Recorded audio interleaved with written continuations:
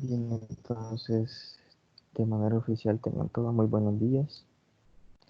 Espero se encuentren bien en sus casas, en sus hogares, ¿verdad? Con sus familias.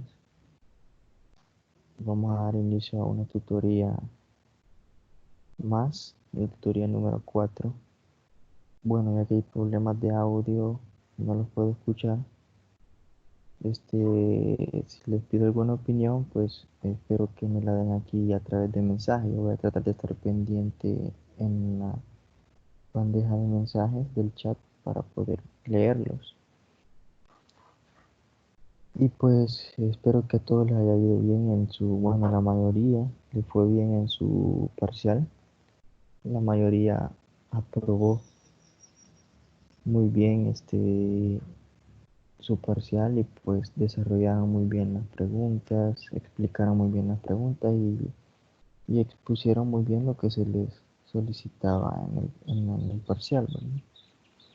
Así que felicitarlos porque la mayoría salieron muy bien evaluados. Entonces, vamos a dar inicio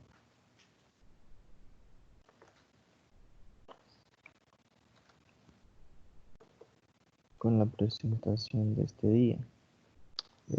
Voy a tener así de esta manera la presentación eh, directamente de PowerPoint. No la voy a proyectar completamente en la pantalla, ¿verdad? Ya que vamos a estar interactuando por mensajes, ya que no los puedo escuchar. Bien, damos inicio este día sábado 9 de mayo con la siguiente tutoría. Y pues la agenda ahora era darles la bienvenida a ustedes, ya se las dimos, ¿verdad? Muy calurosamente. Recordar que para cada tutoría ordinaria hay una tutoría de repaso. Recuerdo que nuestra tutoría de repaso son los días viernes a las 8 de la noche. Espero que este viernes se conecten la mayoría, ya que han habido algunos que no se conectan o se conectan unos 4, unos 5, ¿verdad? Y esto se hace con el fin de que ustedes puedan aclarar algunos contenidos o algunas dudas de algunos contenidos o algunas dudas de algunas tareas o actividades que se les dejan a ustedes. Entonces pueden consultar las tutorías en los links que se les dejan en la plataforma, ¿verdad? Ahí están las tutorías de ordinarias y las tutorías de repaso. Recordarles también que pueden revisar las notas que hay hasta el momento en el sistema. De haber algún comentario, me escriben de forma personal a través de un mensaje en la plataforma, ¿verdad? Yo trato de la mayor manera de lo posible de contestarles a ustedes que cuando me escriben, ¿verdad? Así que por eso no hay ningún problema. Recordarles o más que todo comentarles que en esta semana se habilitará el foro académico 2 publicado en la sección de tareas y evaluaciones para que ustedes lo puedan discutir y más adelante, bueno, antes de finalizar la jornada del día de hoy, pues se les va a dar las indicaciones para el foro académico número 2 publicado en la sección de tareas y evaluaciones pues, de la unidad que estamos trabajando. Los contenidos que pretendemos discutir el día de ahora son los principios y objetivos generales de la educación nacional. ¿Cuáles son esos principios? ¿Cuáles son esos objetivos que presenta la educación nacional? Y también vamos a discutir la educación matemática en los fines y objetivos de la educación nacional, que es lo que nos interesa, ¿verdad? Aparte de ver los objetivos generales de la educación nacional, vamos a ver los objetivos ya en el área de la matemática, ¿verdad? A nivel nacional. Y también vamos a tratar acerca de los fundamentos y postulados de la educación matemática. No sé si han hecho lectura de los materiales que se les han facilitado en la plataforma, ¿verdad? Recuerden que es obligación que ustedes puedan hacer lectura, puedan realizar la lectura comprensiva de los materiales que se les facilitan en la plataforma. Entonces, decimos de esta manera, referente a lo que es el, el documento de lectura, marco teleológico del sistema educativo salvadoreño, que es el que está en la sección de contenidos, y ustedes lo pueden encontrar ahí, ¿verdad? Entonces, referente a ello, menciona que en nuestro país, en El Salvador, la enseñanza de las matemáticas ha sido problemática. Bueno, quisiera preguntarles a ustedes por qué consideran que la enseñanza de las matemáticas ha sido problemática, o por qué se cataloga como problemática en nuestro país. Bueno, voy a ir a ver las respuestas porque si intentan hablar creo que no puedo escucharlo, ¿verdad? A ver, dice,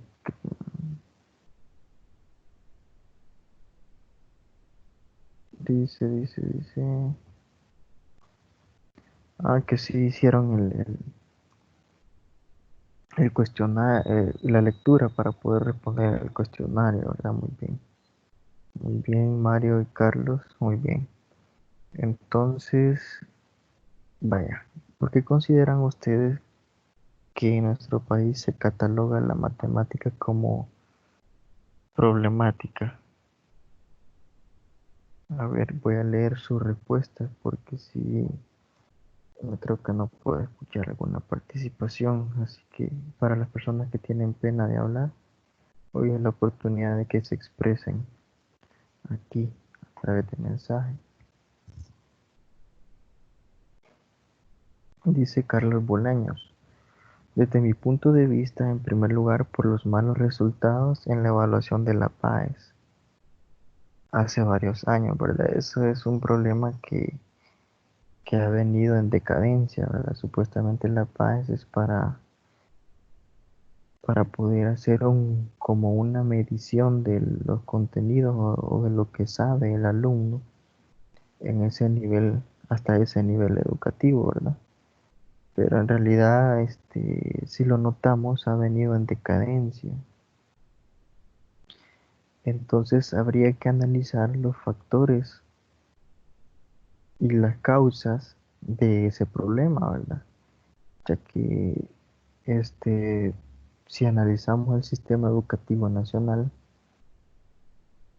nos vamos a encontrar con un sinfín de problemas. Y ese sinfín de problemas, si nos enfocamos en uno, nos lleva a otro.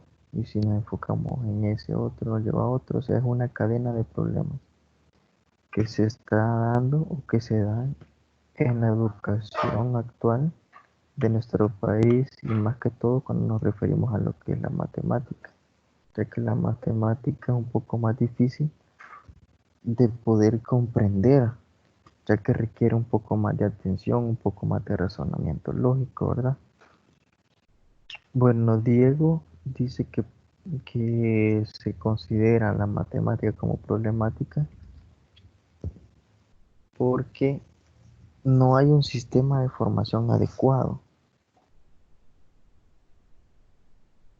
No hay un sistema de formación adecuado para el proceso de enseñanza y aprendizaje, es correcto.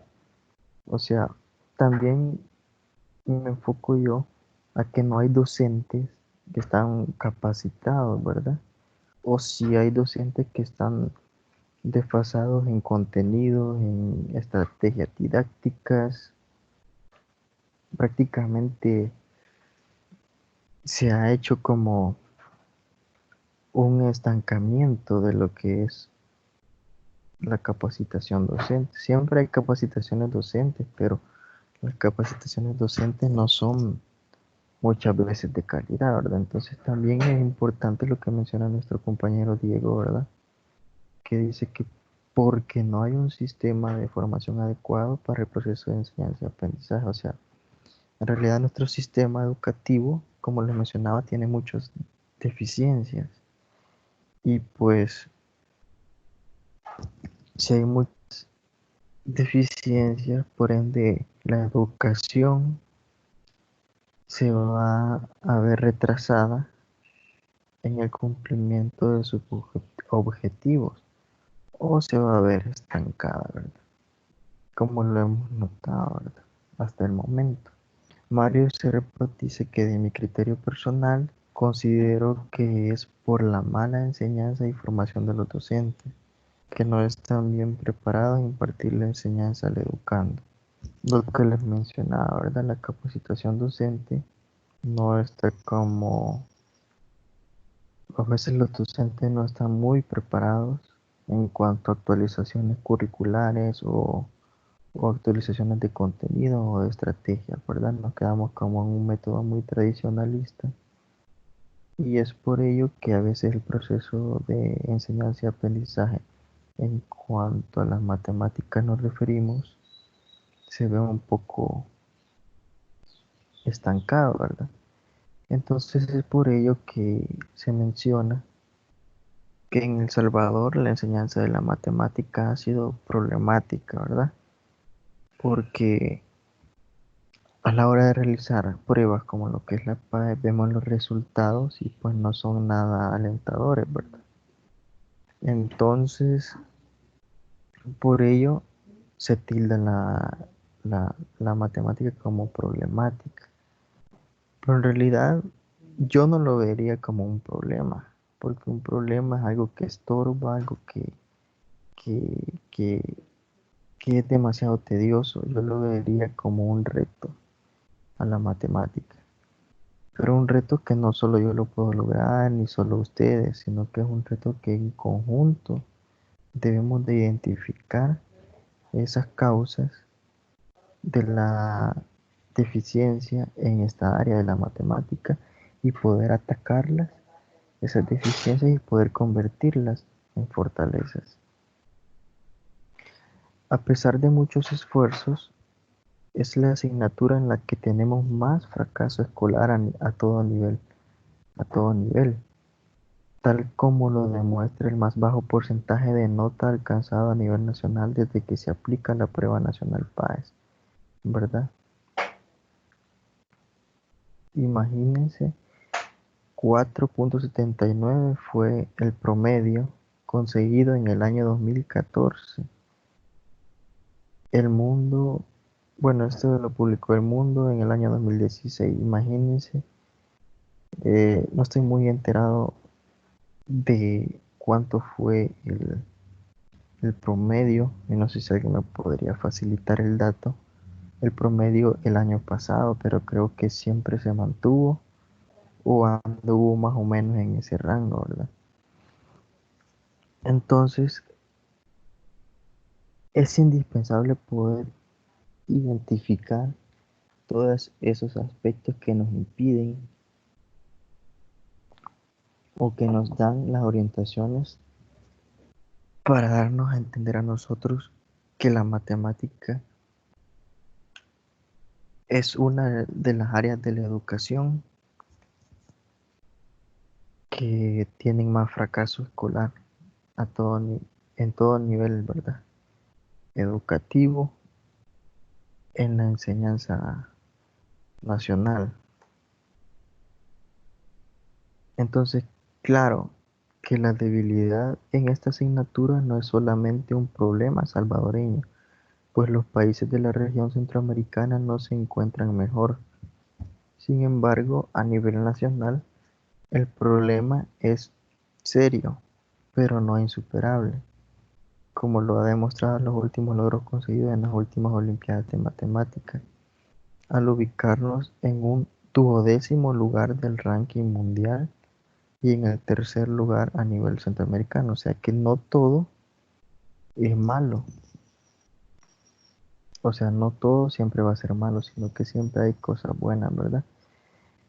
Y siempre, bueno, hemos tenido buena participación eh, de algunos estudiantes que sobresalen en el área de las matemáticas y son mandados a competir en algunas olimpiadas de matemática, ¿verdad? Entonces, hemos tenido buena representación hasta el momento y hemos tenido unos buenos lugares ganados en cuanto a lo que se refiere a las olimpiadas de matemática, ¿verdad?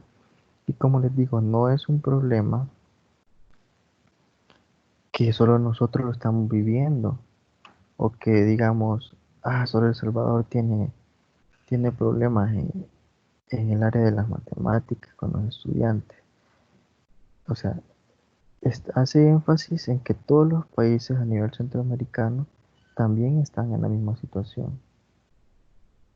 Pero, ¿qué podemos hacer? O ustedes como docentes, como futuros docentes, ¿qué, de matemáticas, qué podríamos hacer para poder, o sea, pongámonos así, pónganse en los zapatos de un docente de matemática y qué podrían hacer ustedes para poder solventar esta problemática, para poder atacar esta problemática y para poder convertir esas deficiencias en, en fortalezas. A ver, voy a leerlos. A ver, piensa en un momento qué podríamos hacer nosotros como docentes de matemáticas para poder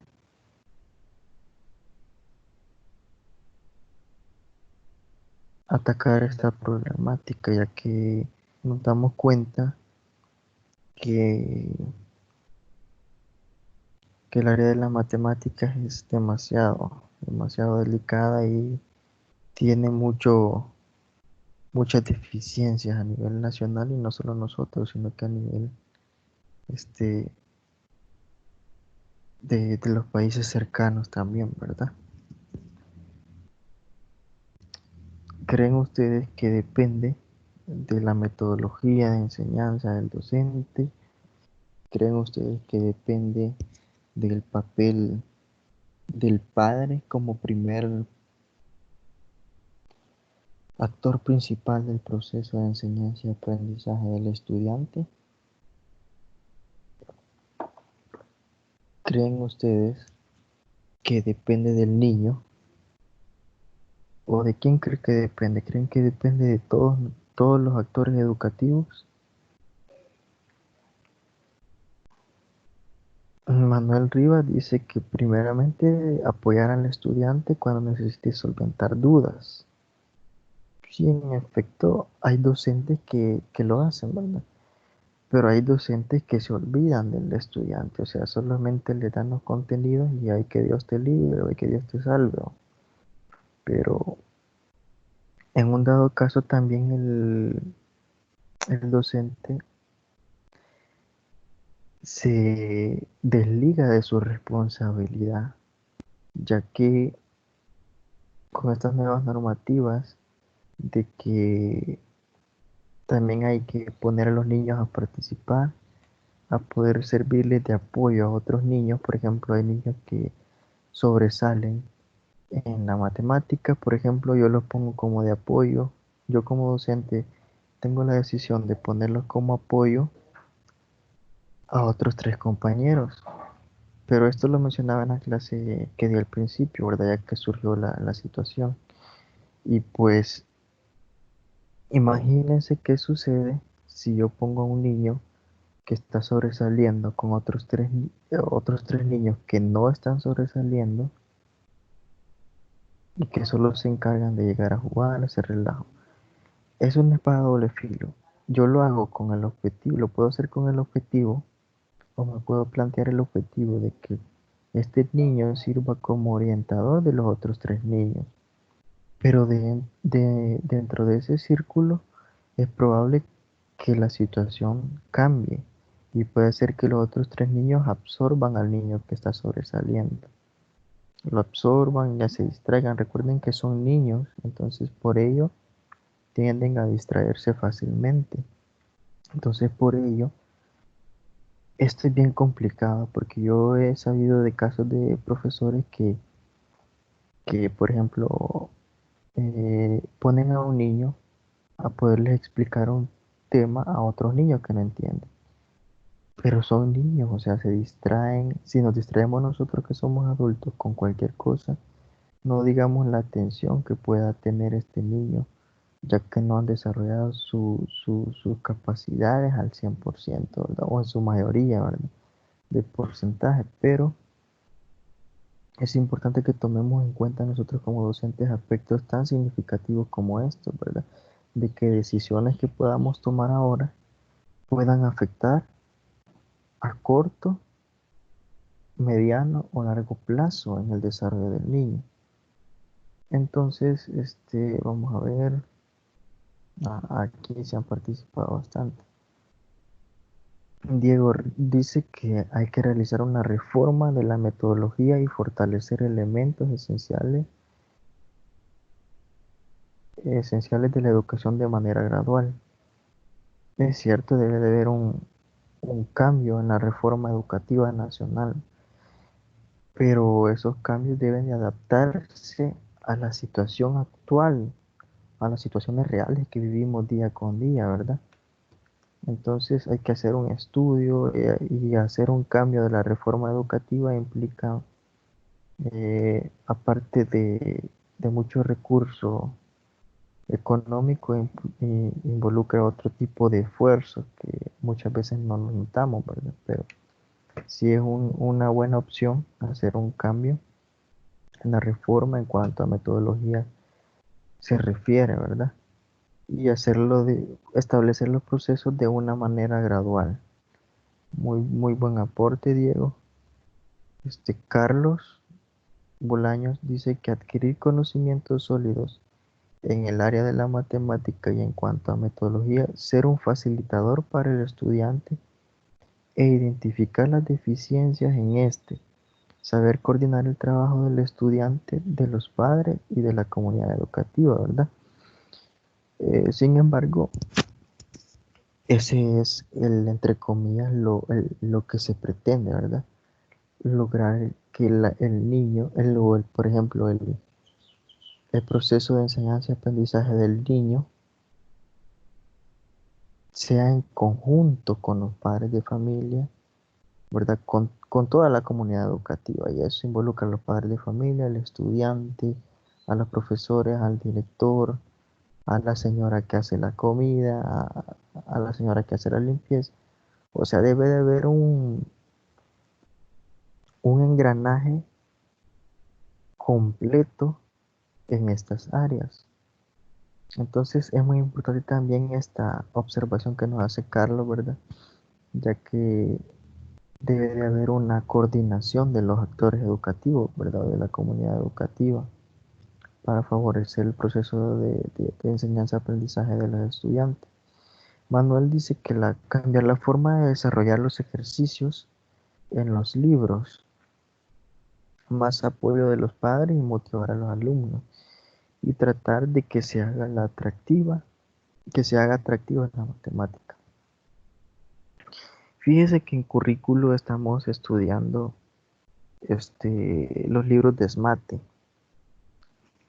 A mi parecer, los libros están muy bien planteados, están muy bien ilustrados, las indicaciones son muy bonitas, son muy claras, son muy entendibles. Y recuérdense que a un niño de primero, segundo, tercer grado le llama la atención los colores.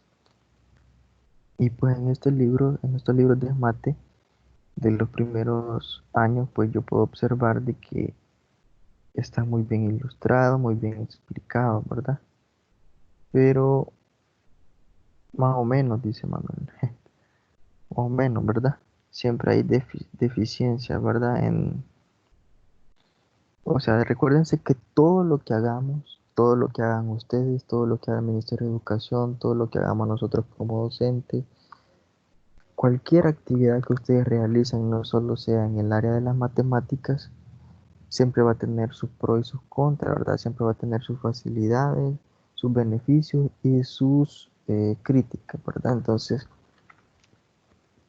estos libros de mate están muy bien, muy bonitos, pues a mi parecer analizan muy bien la situación, pero aquí viene el contra, ¿verdad?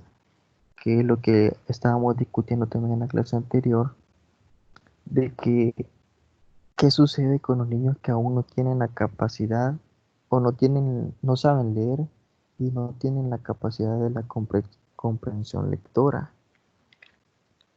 Entonces el libro puede estar muy bien planteado, muy bien ilustrado, muy bien explicado, pero ¿qué sucede con aquellos niños que no saben leer aún, que han llegado hasta el segundo grado sin saber leer?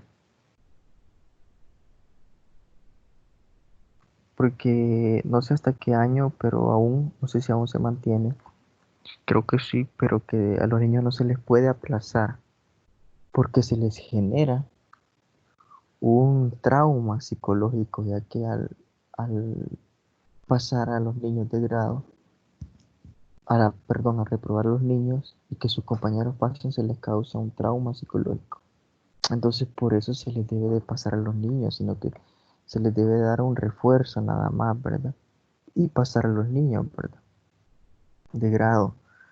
Pero ¿qué sucede? El trauma prácticamente siempre está ahí. Porque quieras o no, yo puedo darle un refuerzo a un niño de X o Y contenido. Pero ¿qué sucede si porque el tiempo me come y entonces ya debo de dar las notas y subir toda la documentación requerida? Entonces yo paso al niño.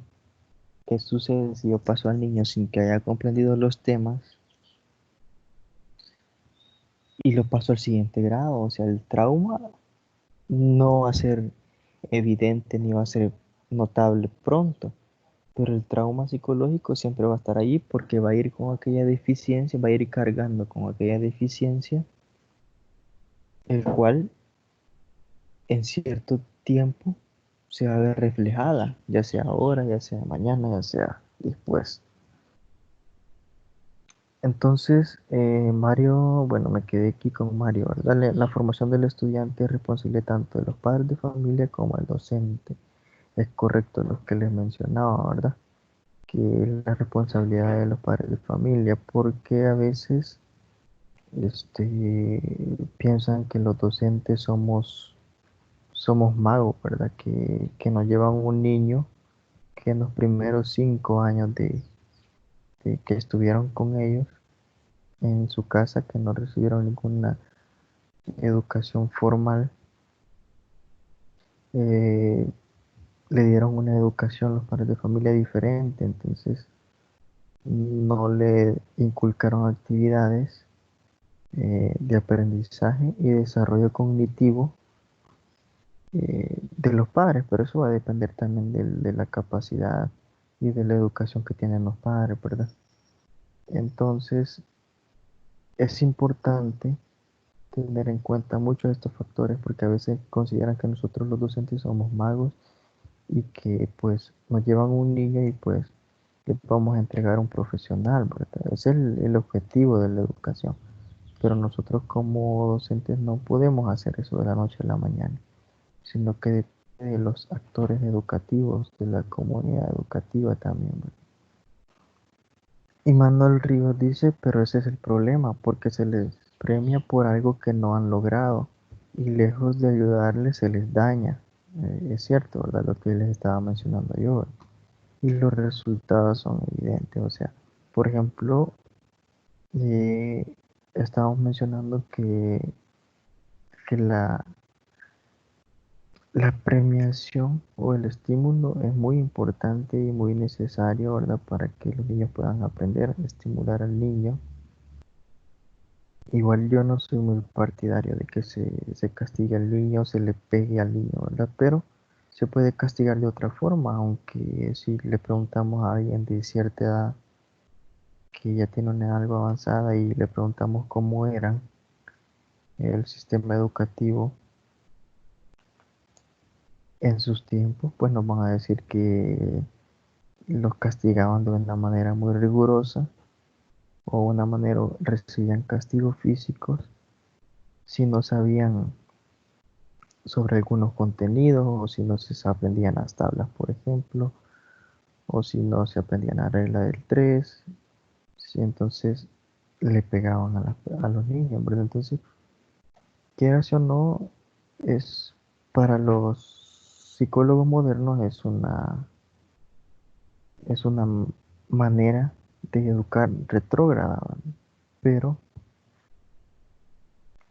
si lo vemos desde un punto de vista diferente, pues funcionaba, porque el niño con temor a que su padre no le pegara, pues aprendía las cosas, ya de cierta manera, no sé qué procesos ponía en práctica en su cerebro, pero de que aprendía, aprendía, y hay muchos testimonios de que hay personas que así aprendieron, ¿verdad? A puro, a puro castigo físico. Sí, es lo que le mencionaba, funcionaba, ¿verdad? Era una manera más efectiva. Lo que comparte entonces la idea Manuel de lo que estoy diciendo.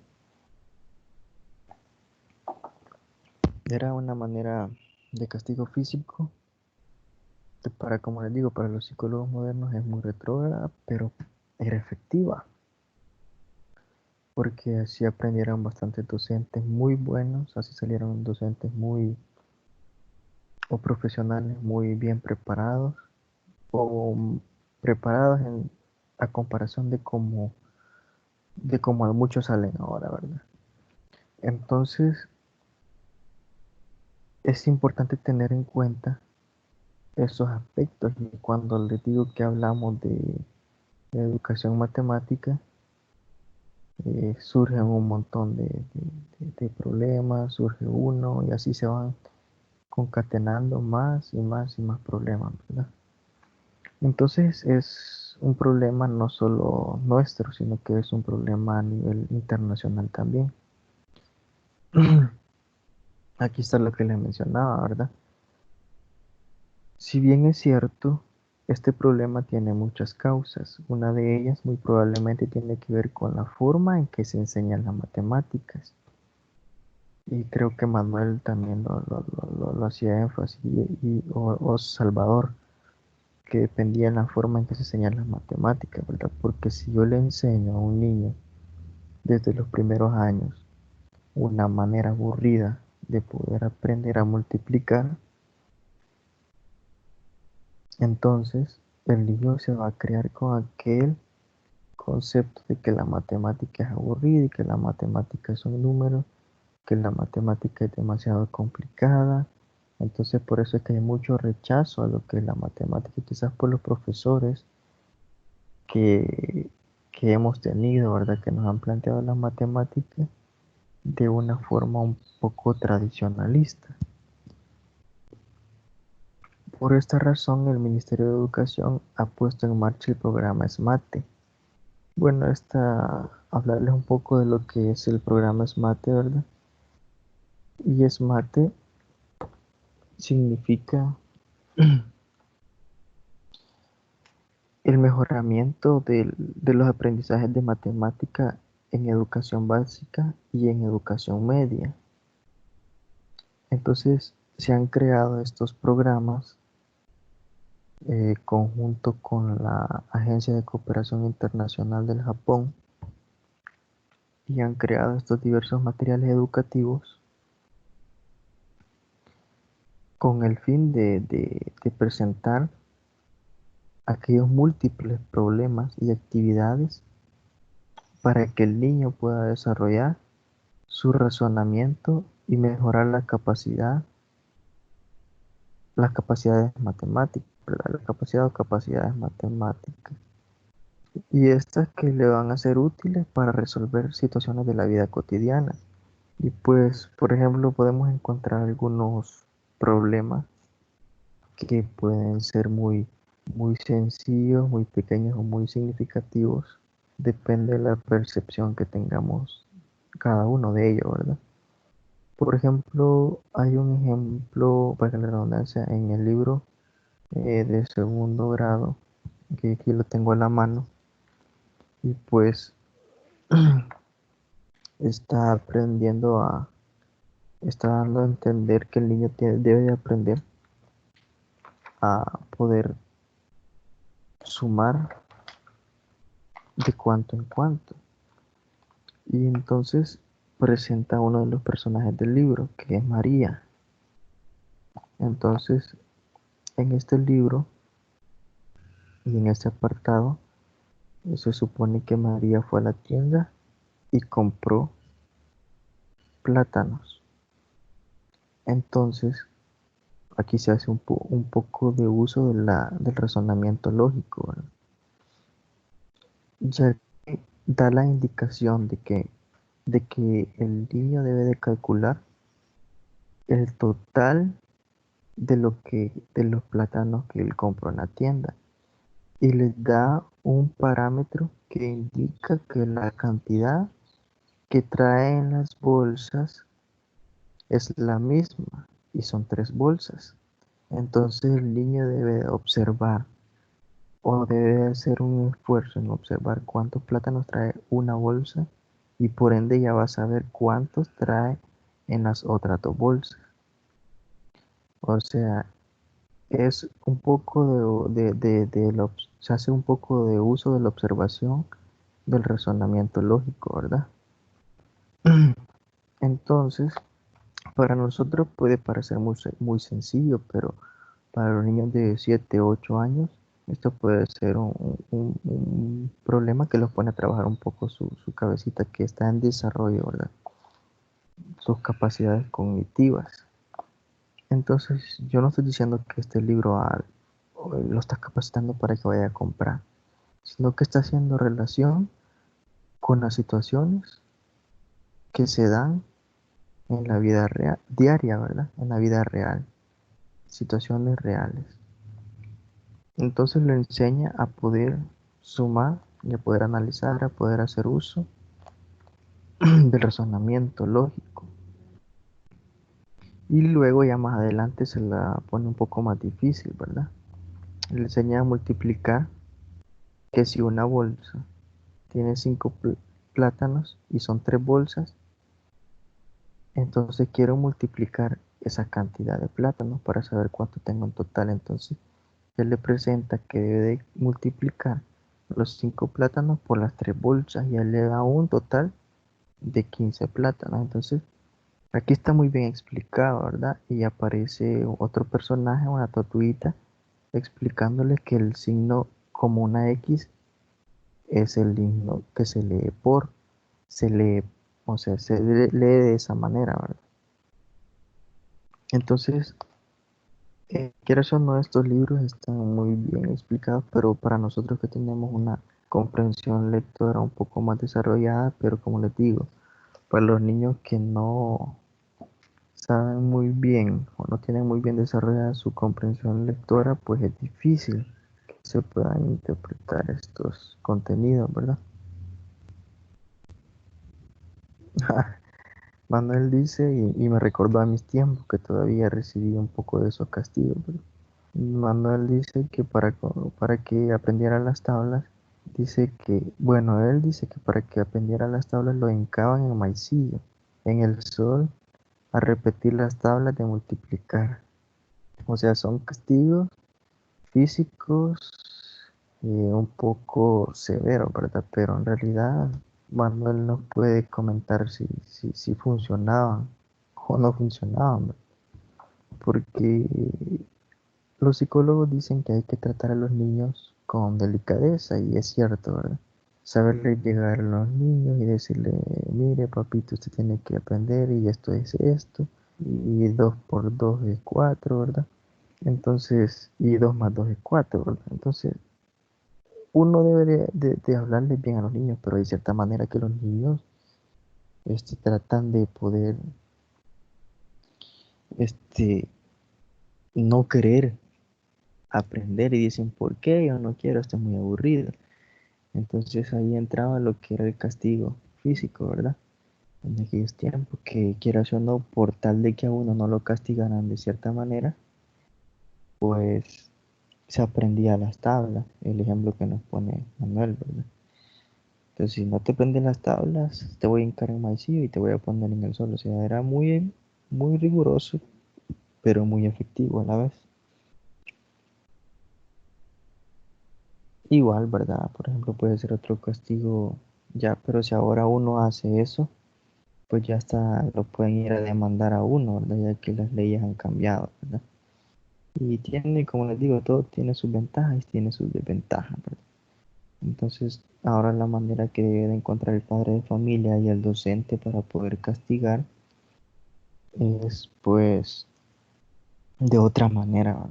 No, no castigo físico porque lo pueden meter preso a uno, ¿verdad? Entonces, hasta con la manera de admirar a un estudiante, con la manera de hablarle a un estudiante, ya uno debe de ser muy cauteloso y cuidadoso en ese aspecto, ¿verdad? Entonces, eso es lo que se refiere más que todo lo que tratan esos libros de SMART, ¿verdad? De dar parámetros para que los niños puedan analizar las situaciones reales en las cuales se encuentran y puedan resolver aquellas situaciones a las que se enfrentan diariamente, ¿verdad?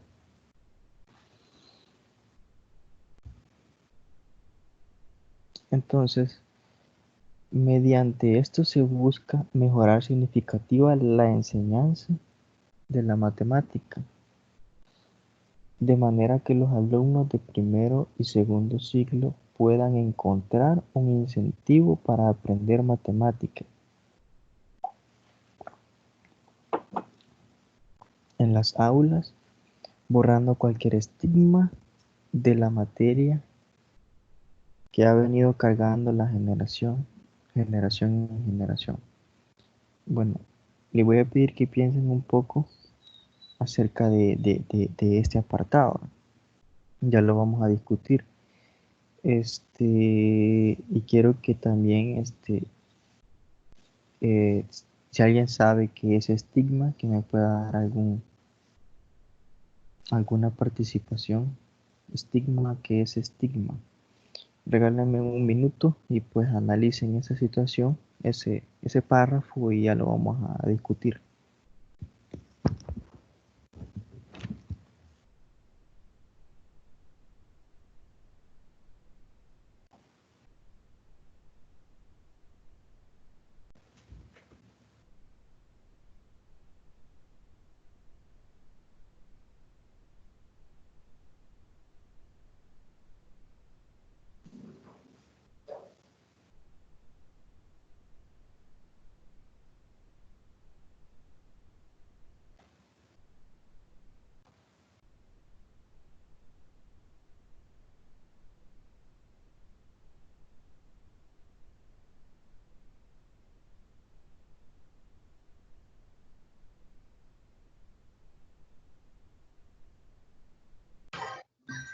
Aló, licenciado, ¿se escucha?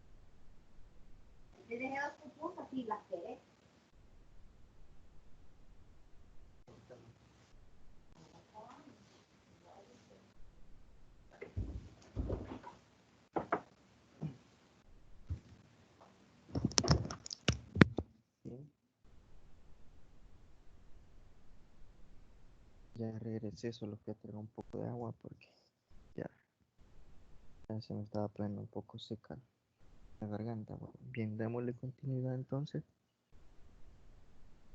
Bueno, entonces creo que ya tuvieron tiempo para poder analizar este párrafo y, y pues, ¿qué quiere decir, verdad? Cuando dice que se busca mejorar significativamente la enseñanza de la matemática de manera que los alumnos de primero y segundo ciclo puedan encontrar un incentivo para aprender matemáticas en las aulas, borrando cualquier estigma que la materia ha venido cargando de generación en generación.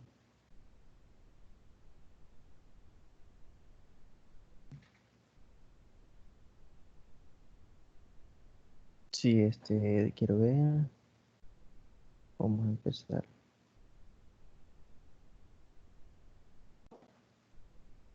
Mario dice que el estigma es una marca o señal en un cuerpo como signo de esclavitud o infamia. Ujú. Sí, ese es en términos generales. En sociología dice José Avilés,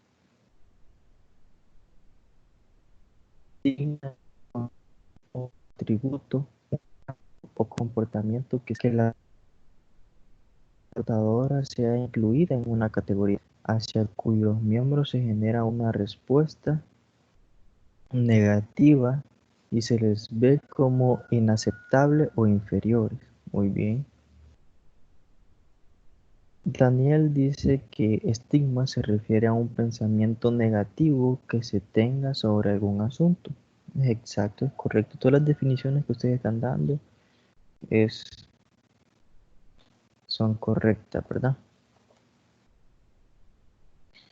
Carlos dice es como una marca que se le hace a alguien por ciertas características que tiene.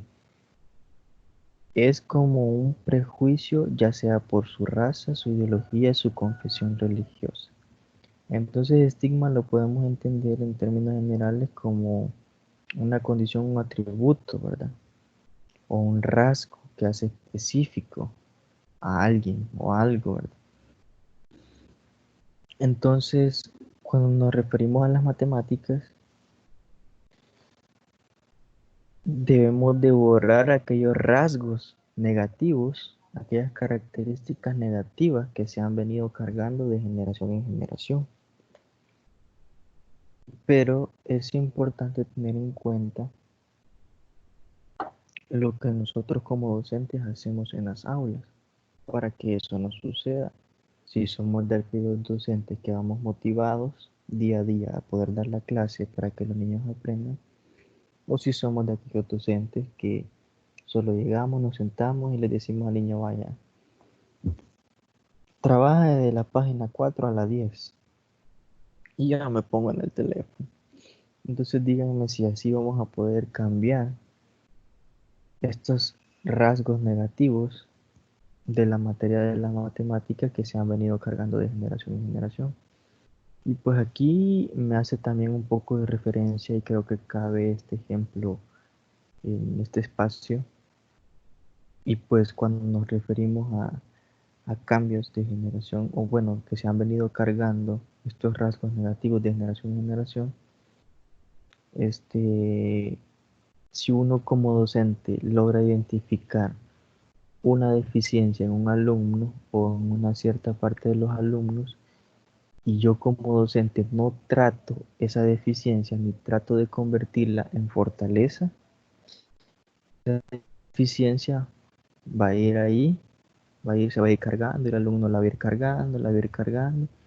Cuando llegue a educación media o a niveles superiores, ahí se va a ver reflejada la educación que recibió en sus inicios, o sea, la educación que ese niño pudo tener en un principio, ¿verdad? Si la educación fue buena, se ayudó a poderle desarrollar capacidades y habilidades que él necesitaba para poder estar en niveles superiores de educación. Entonces, hay deficiencias que se vienen cargando y se vienen a poder observar y uno dice, puchica, si en mis tiempos me hubieran enseñado a poder analizar o a poder hablar, que no tuviera miedo de hablar, ahorita en la universidad todo fuera más fácil. A la hora de exponer yo no tuviera tanto miedo. Pues déjenme comentarles que yo era de aquellas personas que en mi círculo de amigos, a mí me gustaba y ser el centro de atención, o sea, ya hacer chistes con mi compañero, hacerlos reír, o sea, pero a la hora de exponer, yo lo oía, me ponía nervioso, yo me ponía helado, sudaba, o sea, un montón de síntomas que me ponían nervioso. Cuando el docente decía hagamos grupos y vamos a exponer, yo rogaba a Dios porque esa exposición fuera individual y no me tocara a mí pasar a exponer, a defender la nota del grupo. Entonces el docente quizás notó esa deficiencia en mí y pues que quizás no me la pudieron tratar en, en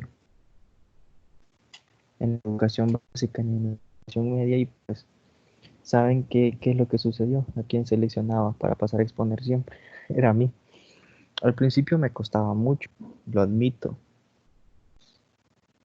pero luego me fui familiarizando con eso y pues me fue gustando y pues yo participaba voluntariamente en las clases, yo colaboraba, me gustaba pasar a exponer, me gustaba, bueno, me gusta expresar mis ideas, me gusta expresar lo que siento, no importa si se burlan de uno, si le dicen que eso está malo, pero si uno nunca expresa lo que siente o lo que piensa, pues nunca vas a ver si está en lo correcto o está en lo incorrecto.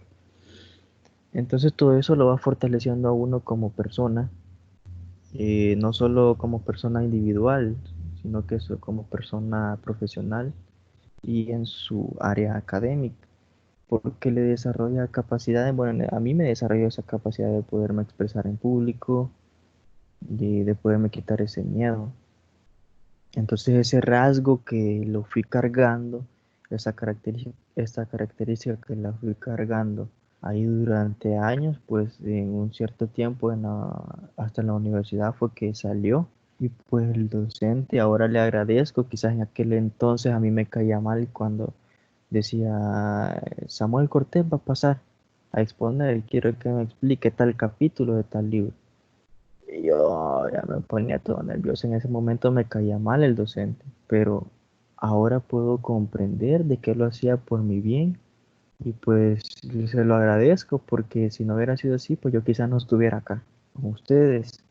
Entonces tenemos nosotros que tener ese cuidado como docente y por eso yo les digo siempre, a mí me gusta que ustedes expresen lo que piensan acerca de lo que estamos hablando, que ustedes expresen lo que realmente quieren expresar, pero tienen miedo de hacerlo. Perdón. Entonces es importante que lo hagan, por eso a mí me gusta la participación constante, porque a mí no me gusta solo ir a hablar, perdón, y hablar, aunque en esta ocasión me ha tocado solo a mí hacerlo, ¿verdad? Porque no puedo escucharlo. No sé por qué tengo que revisar esta computadora. Entonces, quiero hacerle una pregunta y esto se lo voy a hacer de esta manera.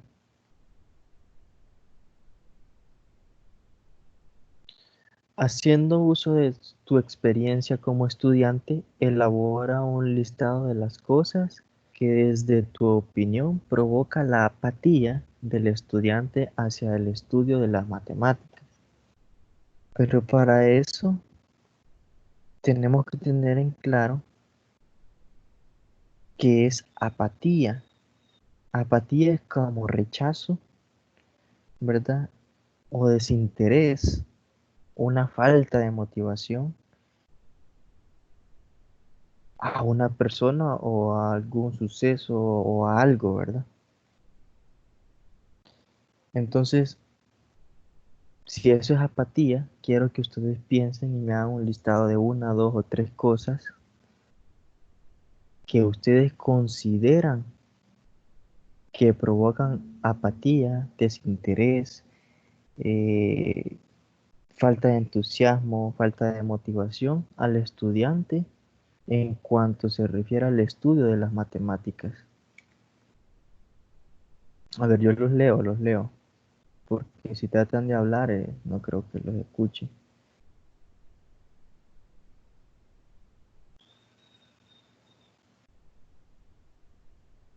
A ver, haga un listado de las cosas que ustedes consideran que, que el estudiante o que le genera apatía, desinterés, pues, al estudiante por aprender matemáticas o por estudiar matemáticas. Quiero que me digan una, dos o tres cosas que ustedes consideran por qué eso sucede. Yo sé que van a mencionar, bueno, aquí está Carlos Bolaño, ya dice, Carlos dice que el docente no se interese por las dudas que el alumno presenta y que deje acumular esas dudas hasta que el alumno llegue a rechazar la materia, ¿es correcto? El papel fundamental para poder enseñar matemáticas depende de la creatividad, del entusiasmo, de la motivación, de la vocación del docente. Como les repito, si un docente llega a dar la clase, la puede dar muy bonita y todo, pero si no aclara las dudas, si no se hace un pequeño sondeo del tema y los conocimientos que se han impartido y lo que se ha alcanzado, si se han logrado los objetivos de, de esos contenidos que se han desarrollado ese día en la clase, si no se aclaran esas dudas, pues el déficit va quedando, pues, o sea, el agujero va quedando. Entonces, es ilógico que pasemos a otro tema si el alumno o el niño no ha entendido, no ha comprendido en su totalidad o en su mayor parte el contenido previo al siguiente. O sea, es ilógico, ¿verdad? Entonces, por eso es importante lo que menciona Diego, que, que el docente, ¿verdad? Perdón, quiero ver quién fue, quién fue que ya participaron más acá, Carlos, que, que el docente debe tener cuidado al momento de poder enseñar, que sea de una manera divertida, poder enseñar las matemáticas de una manera diferente, de una manera creativa y que pueda aclarar las dudas, ¿verdad? Porque por ende no se puede pasar a un tema si no se ha entendido otro, ¿verdad? Entonces, eso lo decía Carlos. Entonces Manuel dice, bueno, a su parecer, dice que la dificultad de entender los problemas matemáticos no se solventan, que no se solventen dudas del alumno. Coincide entonces con la participación de Carlos. Tiene relación. Que el docente solo llegue y que digan, abran el libro y copien la lección sin explicar nada. Lo que yo les mencionaba, ¿verdad? Que hay docentes que llegan o están aburridos o solamente están esperando su jubilación y pues llegan y dicen, este, están esperando que suban eso, que arreglen eso de las que son las pensiones, ¿verdad? Que les den una pensión entre comillas digna para vivir, que están esperando eso, nada más. Entonces solo llegan y ya pues ya no tienen esa motivación, ya quizás ya están aburridos de poder dar clases, entonces solo llegan y abran el libro y de tal a tal página, copien. Entonces eso creo que está malo y son deficiencias que el sistema educativo, las autoridades educativas deberían de tener un poco de control sobre ello, ¿verdad? Porque se está generando, se está formando generaciones eh, de una manera errónea. Y Diego dice que por lo que dice la mayoría es una materia de excepción todo, la matemática es una materia difícil, aburrida y que no sirve para la vida. y un miedo siendo repetitivo de estas opiniones. En realidad, lo que se pretende, o con lo que se pretende con, sí, lo que se pretende con estos nuevos libros de SMATE, junto con la cooperación técnica a través de la Agencia de Cooperación Internacional de Japón, junto con el Ministerio de Educación, Innovación y Tecnología, se pretende que los estudiantes puedan relacionar situaciones reales eh, a través de, o que puedan solventar esas situaciones reales, esos problemas reales a través del libro. Pero muchas veces, como les digo, hay problemas. ¿Y qué sucede con aquellos niños que no pueden ni siquiera leer todavía, que no tienen una capacidad de comprensión lectora, que no tienen una capacidad de ser un poco receptivo? Entonces surgen un sinfín de problemas. El material puede estar muy bonito, las herramientas pueden estar muy bonitas. Yo puedo tener un celular súper de último modelo, pero si yo no sé cómo utilizarlo de manera efectiva, de nada me va a servir a mí. Entonces lo mismo sucede con los libros de Smart, que pueden estar muy bonitos, y a nosotros que, como les repito, tenemos una capacidad de comprensión lectora diferente, pues es probable que nos parezcan de la mejor manera. Pero ¿qué sucede con aquellos niños que no? Entonces Daniel Rauda dice que a veces el estudiante no comprende un contenido y cuando pasan a otro contenido no lo entienden, ¿verdad? Lo que les mencionaba. Porque la matemática es un aprendizaje constructivo. Aquí tiene algo muy importante este aporte de Daniel. Entonces, otra razón es porque el estudiante sabe hacer los procesos, pero no entiende cómo se interpretan en la realidad. Correcto, ¿verdad? Entonces, es importante que nosotros, bueno, también Manuel da su aporte y hay más mensajes nuevos y sí están participando bastante. Dice Manuel que no se resuelvan los problemas por completo, sino que los dejan a medias y llegan a la respuesta. Es cierto, ¿verdad? A veces quizás el docente hace el mal ejemplo de que no se resuelve un problema y pues la totalidad de los niños no lo han entendido, y por tal de que ya están aburridos y todo, pues pasemos al siguiente tema, hoy dejemos ese así. O sea, no lo va a decir así el docente, o dejemos ese así, pero en realidad su actuar es el que lo denota, ¿verdad? Entonces, ahí vimos un pequeño listado de aquellas situaciones que hacen que el estudiante genere rechazo al estudio de matemática, y surge otra pregunta.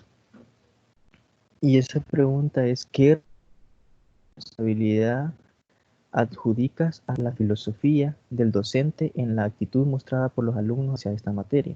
Bueno, me imagino que aquí van a coincidir conmigo, y que es lo que ustedes ya mencionaron también, ¿verdad? La responsabilidad del docente es grande. En su totalidad no es solo de la responsabilidad, también depende de la comunidad educativa, ¿verdad? También de los padres de familia y del deseo del alumno, de la presión que el padre de familia le haga al alumno en, cuando no quiere estudiar, que le haga al niño cuando no quiere estudiar, que lo castigue, no de una manera física, aunque sí era efectiva, como lo mencionaba Manuel, pero ahora ya no se puede hacer de esa manera. Se debe de castigar al niño, por ejemplo, quitándole la tablet, quitándole los juegos que le gustan, quitándole los programas de televisión que le gusta ver, evitándole que salga a jugar con sus amigos en la tarde al pasaje. O sea, son castigos que en cierta manera, como las situaciones y las generaciones han cambiado, se deben de poner en práctica. Ya no se puede hincar en el maicillo, porque si se dan cuenta lo- las autoridades, pues ya lo llegan a traer a uno a la casa, ¿va? Entonces ya salen las noticias ahí. Entonces, para evitar todos esos problemas, de tener una delicadeza, aunque hay sectores rurales en que todavía se castiga de esa manera. Incluso yo alcancé a recibir el castigo físico. Tenía quiero ver, en cuarto, tercer grado, un profesor que no se me olvida el nombre, que se llama Ronald, y si alguno aquí se llama Ronald, pues pura casualidad, ¿verdad?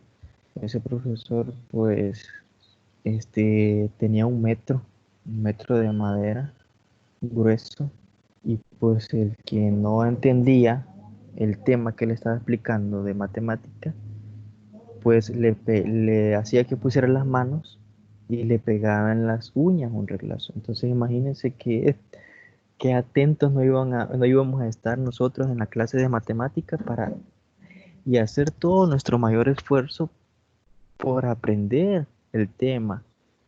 Quizás no porque pensáramos en ese momento que nos iba a servir para la vida, que nos iba a servir para poder resolver situaciones reales, pero sí nos podría servir para que no nos pegaran esos reglazos. Entonces era, de cierta manera, un castigo físico drástico, pero funcionaba bastante. Entonces, la responsabilidad del docente es muy importante, esencial, ¿verdad? La manera en que él presente los contenidos, la manera en que él los explique, en que él se los dé a los niños para que lo dijeran. Entonces, eso es muy esencial para que ellos puedan extraer la esencia, ¿verdad? Lo fundamental, la razón de ser de ellos, y que puedan entenderlo. Entonces el papel del alumno, perdón, del docente es muy importante dentro de este proceso. Entonces, vamos a ver rápidamente lo que son los principios y objetivos generales de la educación nacional. Comprenderemos por teleología, bueno, teleología dice que es la disciplina filosófica que tiene por objeto de estudio los fines o propósitos de algún objeto o algún ser, o bien literalmente a la doctrina filosófica de las causas finales. En la actualidad se define simplemente como la atribución de una finalidad u objeto o procesos concretos. Aquí está la definición de lo que es teleología, ¿verdad? ¿A qué se refiere? Entonces, vamos a ver, perdón, vamos a ver los fines de la educación según la Constitución de la República de El Salvador. Vamos a tratar de analizarlo rápidamente porque quiero que veamos un video también. Y quiero darle algunas indicaciones acerca del foro. Bien, entonces, los fines de la educación según la Constitución de la República de El Salvador son los siguientes. En primer lugar, pretende lograr el desarrollo integral de la personalidad en su dimensión espiritual, moral y social. Eso es lo que pretende, ¿verdad? Poder formar al estudiante, poder formar al niño como una persona íntegra en todas sus dimensiones, ¿verdad? Ya sea espiritual, moral, con valores, ¿verdad? Y que sea socialmente productivo. Entonces, en segundo término, dice que pretende, esto según la Constitución de la República, cuáles son los fines de la educación. Pretende contribuir a la construcción de una sociedad democrática, más próspera, justa y humana. También inculca el respeto, o sea, la educación pretende inculcar el respeto a los derechos humanos y la observancia de los correspondientes deberes, combatir todo espíritu de intolerancia y de odio. O sea, trata de capacitar a las personas en la educación de una manera íntegra, ¿verdad? Para poder respetar la, la opinión de los demás, para poder respetar el derecho de las demás personas, poder solamente observar, ¿verdad? Y poder hacer nuestro propio análisis sin irrespetar a los demás. También la educación nacional, a través de la Constitución de la República, pretende conocer la realidad nacional e identificarse con los valores de la nacionalidad salvadoreña. Es importante conocer la realidad en que vivimos, identificarnos con esa realidad, hacer uso de los valores día a día, ¿verdad? Entonces también es importante propiciar, bueno, pretende propiciar la unidad del pueblo centroamericano. Los padres tendrán derecho preferente a escoger la educación de sus hijos, ¿verdad? Ese es un derecho que los padres tienen, un derecho inherente, ¿verdad? Que no se le puede quitar, de que los padres ellos eligen la educación de sus hijos. Ya que si nos damos cuenta, el papel fundamental del proceso de educación de los niños, no en gran parte, en totalidad del docente, sino que también de los padres de familia en sus inicios, ¿verdad? Y en el proceso también.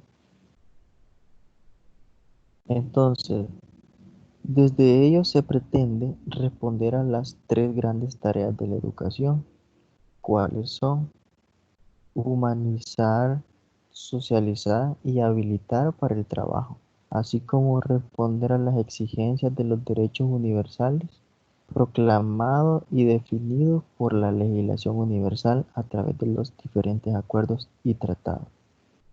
Entonces es importante que ustedes anoten estas tareas de lo que es la educación, ¿verdad? Que puede ser probable que les salga algún parcial o alguna actividad, ¿verdad? Es probable. Acerca de las tres grandes tareas de la educación. Cuando yo les pregunte cuáles son las tareas, las tres grandes tareas de la educación, ustedes solo me van a poner humanizar, socializar y habilitar para el trabajo, así como responder a las exigencias de los derechos universales y proclamados y defendidos por la legislación universal, ¿verdad? Ahí me pueden poner esa definición, ¿verdad? Pero solo me pueden poner humanizar, socializar y habilitar para el trabajo. Mientras la Ley General de Educación, como instrumento de concreción de los fines antes expresados, se propone los siguientes objetivos generales de la educación. Bueno, estos ya son los objetivos generales de la educación, ¿verdad? A través de la Ley General de Educación ya vimos los fines de la educación a través de la Constitución de la República. Y vamos a ver, ¿verdad? Los objetivos generales de la educación a través de la Ley General de Educación.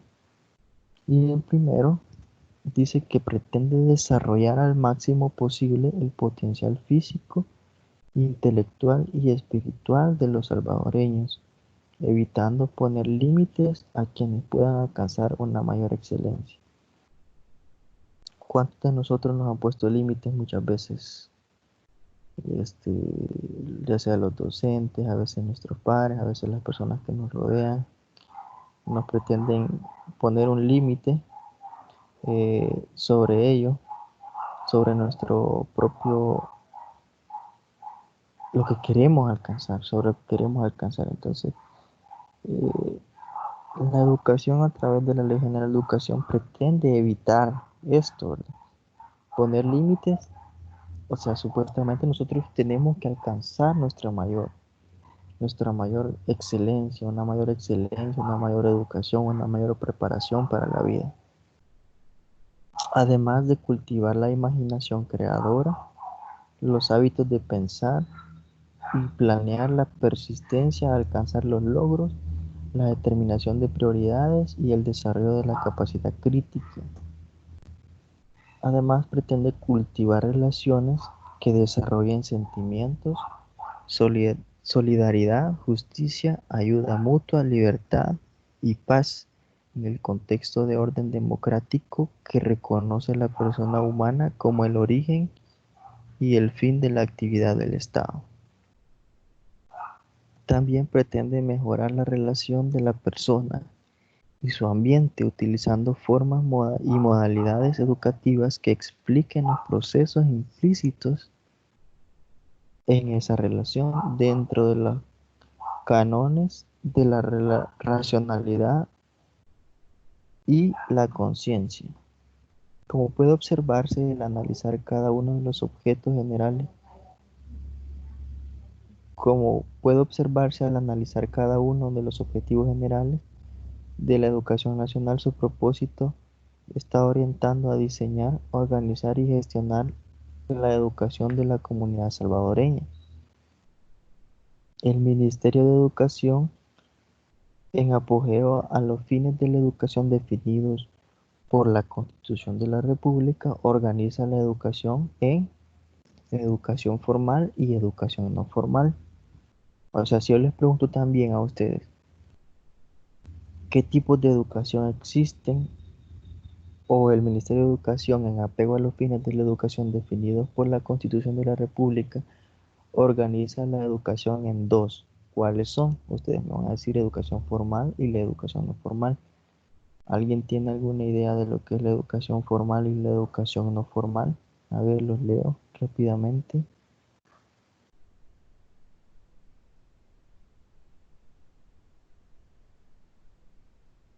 ¿Qué idea tienen ustedes acerca de lo que es la educación formal y la educación no formal?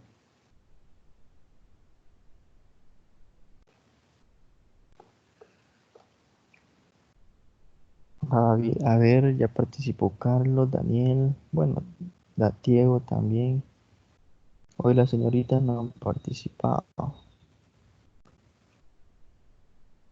Manuel también, Mario ya participó.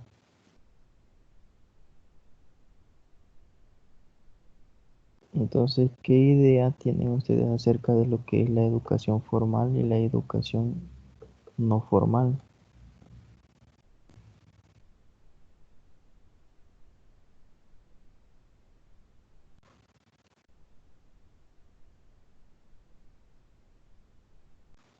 A ver, estoy esperando para leerlos.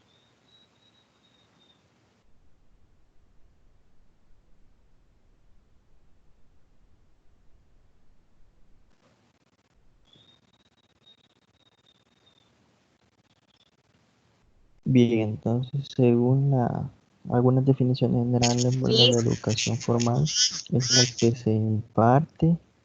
Aquí está la participación de Manuel. Sí, La educación formal es la sí, que se imparte en las Se escuelas, puede oír institutos, ¿verdad? los Y comentarios la así no por formal es la audio, que nos dan en nuestros Fátima. hogares y la que aprendemos con el día a día.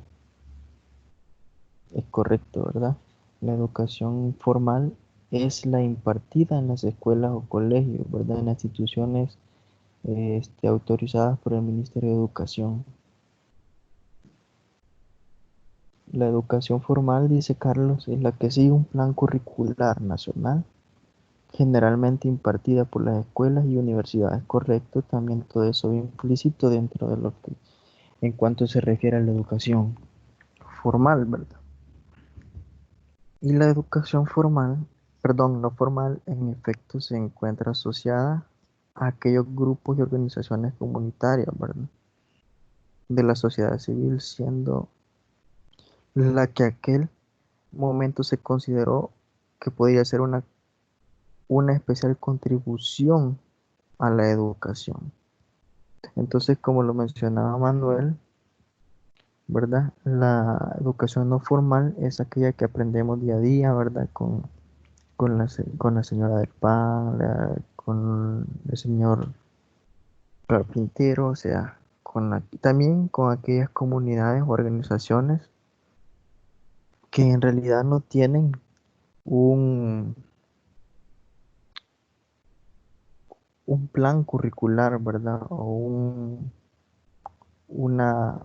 algo autorizado así por el Ministerio de Educación, un plan curricular nacional, pero generalmente se encargan de poder transmitir algunos valores y conocimientos, ¿verdad? La educación formal, dice Mario Serpas, es la que es impartida en las escuelas, colegios, instituciones, y la educación no formal es la que se encuentra asociada en grupos, organizaciones comunitarias, ¿verdad? En efecto.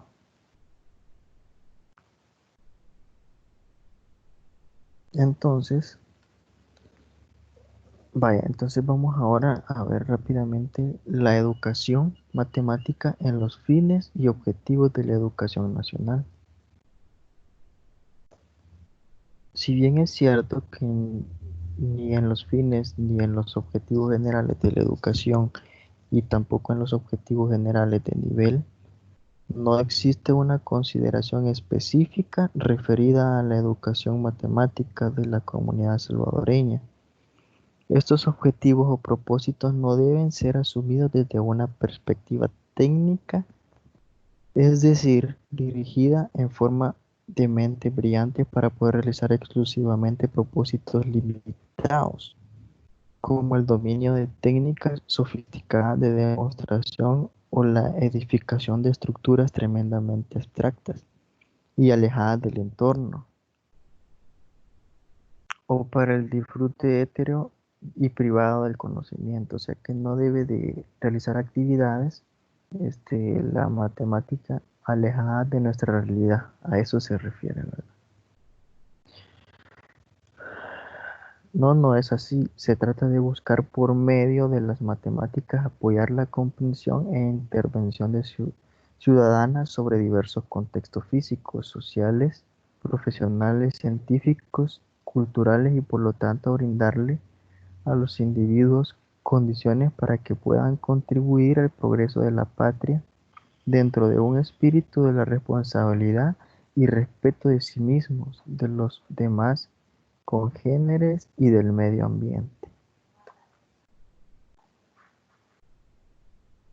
En acuerdo con la política educativa salvadoreña, la matemática, igual que las demás disciplinas del currículo, incorporan ejes transversales siguientes. Es muy importante que ustedes tomen en cuenta estos ejes transversales, ¿verdad? Que los puedan anotar. Y tenemos los siguientes. Como literal A tenemos la educación en derechos humanos, la educación ambiental, también tenemos como literal C la educación en población, la educación preventiva integral, la educación para la igualdad de oportunidades, la educación para la salud, la educación del consumidor, la educación en valores, según el programa de matemáticas de tercer ciclo del 2008, ¿verdad? Todos estos ejes transversales es importante que se tomen en cuenta porque a través de ello hacen la matemática y la educación matemática íntegra. O sea, deben de cumplirse esos ejes transversales, debe de ir con todos esos ejes transversales, ¿verdad? La educación matemática. Entonces deben de incorporarse dichos ejes para que la matemática, la educación matemática, perdón, pueda ser más íntegra. La manera en que fueron introducidos fue por medio de problemas y diversas actividades de aprendizaje que fueron seleccionadas por la comunidad docente de matemática en el proyecto curricular institucional, o lo que en este momento se conoce como propuesta pedagógica para la acción del aula, ¿verdad? Sin embargo, como profesores, todos debemos estar claros que no en todas las áreas matemáticas se pueden introducir de la misma manera, ¿verdad? Hay que tener cuidado porque las áreas de las matemáticas son distintas y no en todas las áreas se pueden hacer uso de estos ejes transversales, ¿verdad?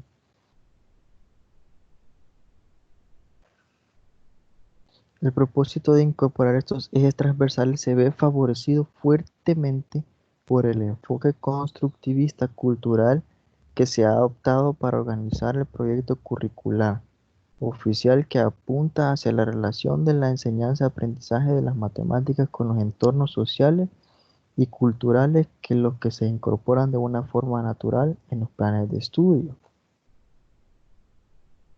Ahora vamos a tratar un poco acerca de los postulados y fundamentos de la educación matemática en El Salvador. El postulado psicopedagógico de la educación básica y media. Según los fundamentos curriculares de la educación nacional, se establecen los siguientes objetivos curriculares. El primero contribuye al desarrollo de capacidades cognitivas de razonamiento, de abstracción, deducción, reflexión y análisis. Es importante que el niño, ¿verdad? En esta etapa aprenda y contribuya este postulado psicopedagógico a desarrollar las capacidades cognitivas del niño, a que pueda favorecer el desarrollo del razonamiento lógico y que pueda ser capaz de abstraer, de deducir y reflexionar haciendo análisis de situaciones diarias, ¿verdad? Resolviendo problemas. También desarrolla las capacidades operatorias básicas aplicables en la vida cotidiana y las habilidades para redescubrir hechos, conceptos y relaciones matemáticas. Para el logro de estos objetivos se propone incorporar la metodología de entrega de la incorporación explícita de la búsqueda de actitudes y creencias positivas sobre las matemáticas. A ello obedece la necesidad de ajustar el estudio de los contenidos matemáticos y el desarrollo de habilidades y destrezas a la comprensión y resolución de problemas vinculados a la vida cotidiana, ¿verdad? Lo que les estaba mencionando. Esto sintoniza con el postulado que expresa que los espacios actitudinales y socioafectivos son cruciales para los aprendizajes. De esto parte la necesidad de promover el desarrollo de 5 actitudes básicas, que son las que tenemos a continuación, y con esto creo que vamos a finalizar, porque necesito darle las indicaciones del foro, ¿verdad? Creo que ya no va a quedar tiempo para que veamos el video, pero igual les voy a compartir la presentación y en la presentación está el link del video al final para que lo puedan ver. Entonces de aquí, de esto surge la necesidad de promover el desarrollo de 5 actitudes básicas y claves para el aprendizaje matemático. Uno, la perseverancia. ¿Pero qué es la perseverancia? Ya han escuchado aquel dicho que dice, el que persevera alcanza, ¿verdad? O sea, ser persistentes. Si en un dado caso nosotros como docentes no vemos que el niño le entra por un lado ni por otro, ni aunque hagamos una cosa y otra, debemos de ser persistentes y pensar las cosas con calma para poder identificar y poder tener aquellas ideas que nos puedan ayudar a nosotros a discernir cómo podemos explicar ese contenido, cómo podemos explicar ese contenido de una manera que el niño sea agradable para él. Entonces también tenemos la confianza en la utilidad de las matemáticas, o sea, debemos de estar confiados nosotros de lo que estamos diciendo, ¿verdad? A la hora de poder expresar. ¿Y para qué nos va a servir la matemática? ¿Para qué puede ser útil la matemática? Y prácticamente para la resolución de problemas, ¿verdad? Entonces también la participación activa y colaborativa. Uno como docente busca la participación activa y colaborativa de los estudiantes, ¿verdad? Eso debe de ser así siempre, ¿verdad? Para poder conocerlos, aparte de conocerlos más, o sea, tener una relación estrecha y poder identificar si se están aprendiendo, si los niños están adquiriendo aquellos conocimientos, aquellas habilidades de las matemáticas como se debe. Entonces también la autoestima en relación con el dominio de la matemática. A veces los niños tienen aquella actitud, ¿verdad? De que, ay, no, yo matemáticas no quiero y la autoestima se les baja. Cuando se trata de matemáticas tienen muy baja la autoestima y dicen yo no puedo y se encierran en el yo no puedo. O sea, debemos de como docentes tratar de darles aquellas pautas para que el niño se quite ese pensamiento negativo de su mente y que él pueda ver que la matemática no es tan difícil como él piensa, ¿verdad? Y también debe de haber un respeto como última actitud básica, el respeto, el aprecio y el disfrute de las matemáticas. O sea, si un docente tiene la vocación y a él le gusta enseñar, o sea, todo esto va a venir por añadidura, ¿verdad? El niño va a apreciar eh, las matemáticas, las va a respetar y va a disfrutar cuando las matemáticas lleguen a él, ¿verdad? Así que, bueno, les voy a compartir esta presentación porque aún falta más por ver, pero creo que ustedes lo van a leer en la plataforma. Y pues quería nada más compartirles si es. Dice Daniel Rauda que si esos ejes transversales son de la educación no formal. Vamos a ver cuáles los ejes transversales. Vamos a retroceder aquí un poquito. De estos ejes transversales, imagino que está hablando, son los únicos que hemos visto, ¿verdad? Sí, estos son los que se pretenden introducir, ¿verdad? En lo que es la educación formal. No, estos son de la educación formal, no son de la educación no formal. Eso se tratan de, bueno, en acuerdo con la política educativa salvadoreña, la matemática igual que las demás disciplinas del currículo, incorporarán ejes transversales siguientes. Esos son los que se pretenden, que están en auge, estos ejes transversales, y estos son de la educación formal.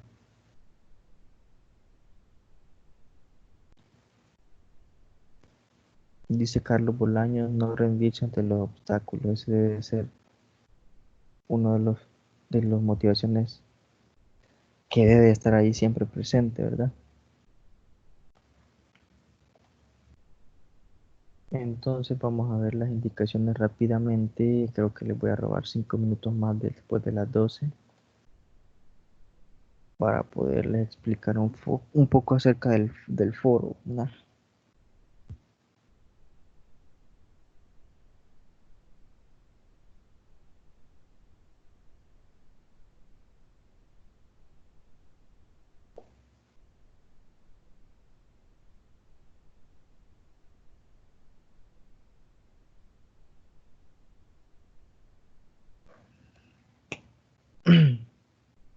Bien, entonces dentro de las tareas y evaluaciones que nos esperan, tenemos el foro académico. Dentro del foro académico,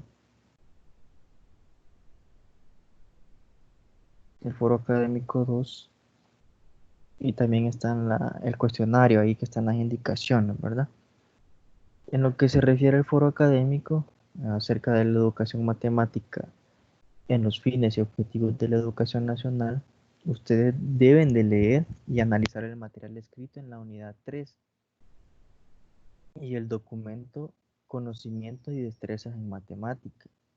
Y luego van a contestar las siguientes preguntas, ¿verdad? ¿Considera que El Salvador se puede aplicar el proceso de matematización para la educación? ¿Verdad? Eso según el material, según lo que han leído, ¿verdad?